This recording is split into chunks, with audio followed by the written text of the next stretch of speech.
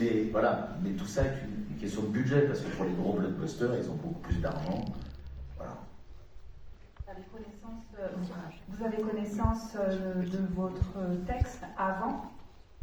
C'est sur place? Pas du tout. On découvre en arrivant. Et puis je vais juste vous dire quelque chose, on peut, de plus en plus, on n'a pas le droit de voir des images avant, pour des raisons de confidentialité, parce qu'on signe des clauses de confidentialité, c'est presque plus long que de faire de l'enregistrement. Mais voilà, avant, nous, avec Charles et moi, on a connu une époque où on nous disait, bon, vous pouvez voir le film avant, le distributeur organisait une projection privée dans ses locaux, mais c'est plus possible maintenant, parce voilà, il faut vraiment garder le secret le plus longtemps possible. Mais c'est une des particularités du doublage, c'est qu'on ne répète pas avant. Comme au théâtre, on répète pendant un mois, on connaît son texte par cœur, enfin bon, on l'a en bouche, comme on dit.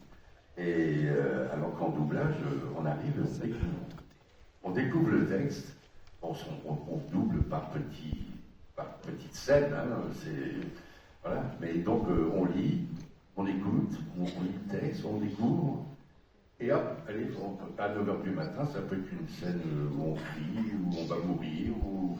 ah oui.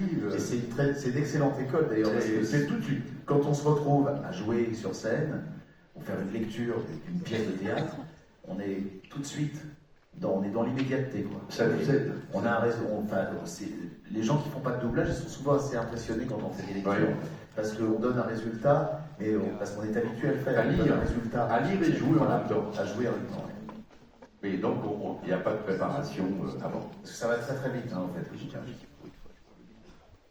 Et bon.